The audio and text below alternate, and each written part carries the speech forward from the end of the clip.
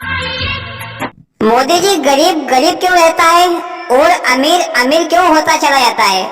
इसका क्या कारण है? और कारण है तो इसका उपाय भी होगा, बताओ मोदी जी।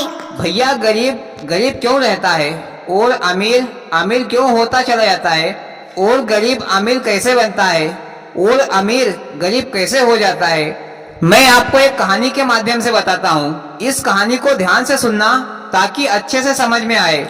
और दोस्तों, आपको हमारी कहानी पसंद आती हो तो प्लीज वीडियो को लाइक जरूर करना और हमारे चैनल को भी सब्सक्राइब करना। एक समय की बात है, एक धनराज नाम का एक सेठ जी थे। उसके 4 बेटे थे। उन चारों बेटों की शादी हो चुकी थी। सेठ जी बड़े ही ऐशो आराम से रहते थे। सभी लोग सेठ जी की इज्जत मान सम्मान किया करते थे। सेठ जी भी सभी का आदर पूर्वक सम्मान करते थे।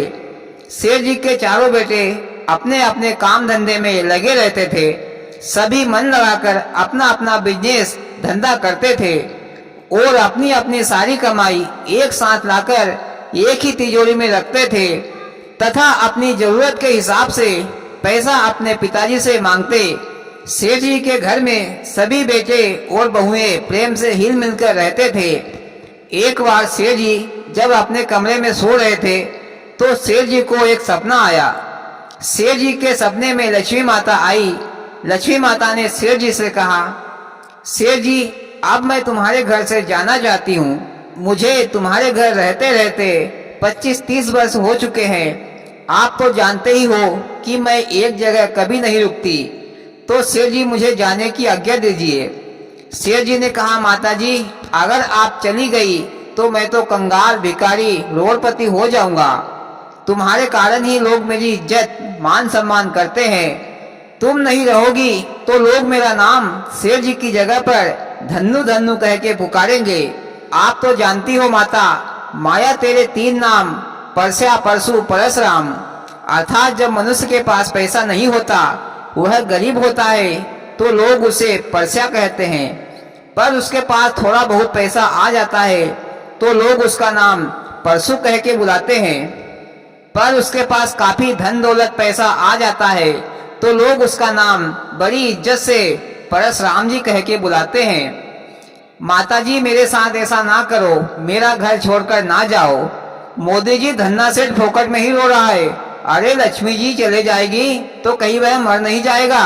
अरे अपने हाथ पैर से मेहनत मजदूरी करके कमा के खा सकता है, फालतू ही डर रहा है।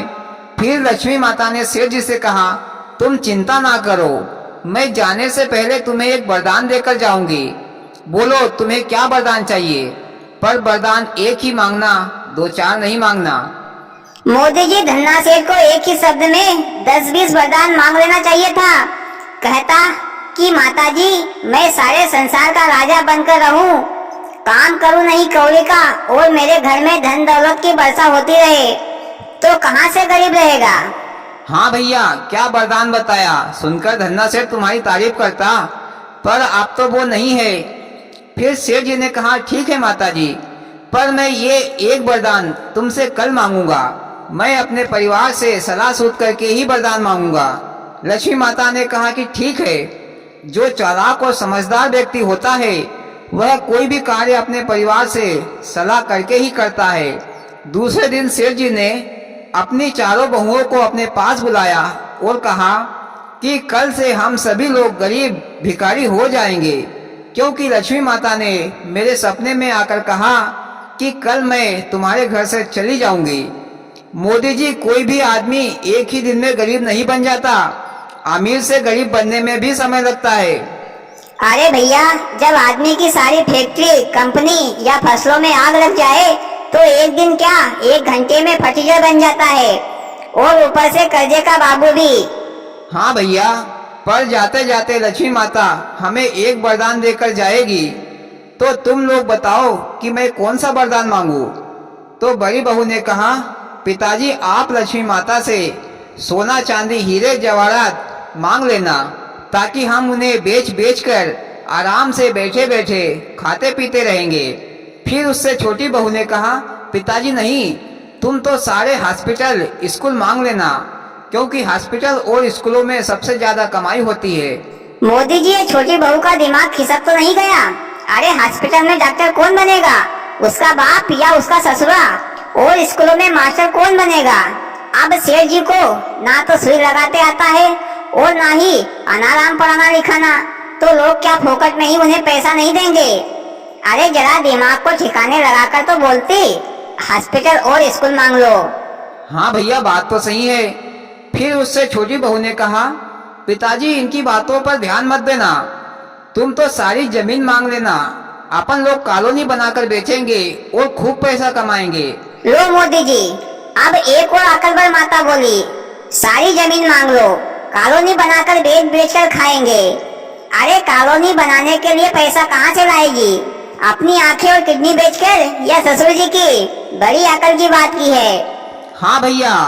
फिर सबसे छोटी बहू बोली, पिताजी आप लक्ष्मी मैया से वरदान में ये मांगना कि हम गरीब भी हो जाए पर हमारे बीच में एकता और प्यार हमेशा बनाए रखना। फिर चारों बहुएं की बातें सुनकर सेठ जी वहां से चले गए।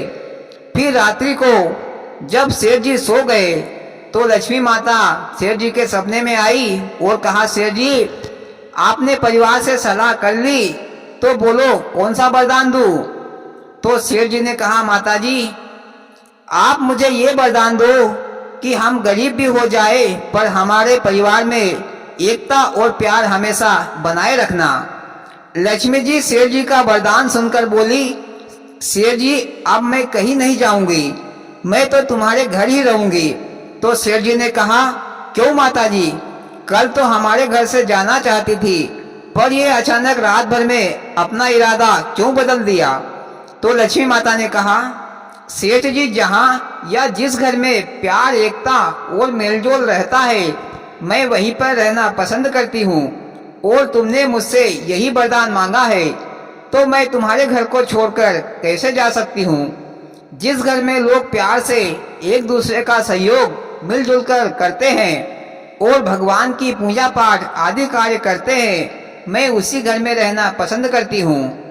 तथा जिस घर में लड़ाई झगड़े क्लेश रोजाना का चिल्लाना भौंकना होता है मैं वहां पर कभी नहीं रुकती, क्योंकि अगर कोई भी मेहमान किसी के घर में आए और वो घर वाले आपस में ही लड़ाई झगड़े चिल्ला चोट करे तो मेहमान भी सोचेगा कि अब इनके घर ज्यादा देर रुकना ठीक नहीं होगा और वह कोई भी बहाना करके अपने घर वापस लौट जाएगा।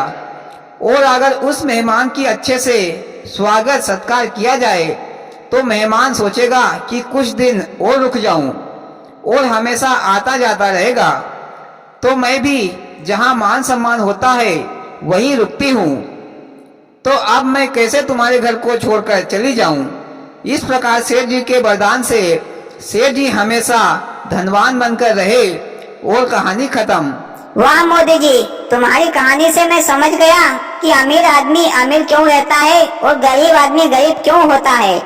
और भाइयों, आपको इस कहानी से क्या प्रेरणा मिली कमेंट में जरूर बताना और वीडियो को लाइक और चैनल को सब्सक्राइब जरूर करना। भोलेनाथ सबके साथ।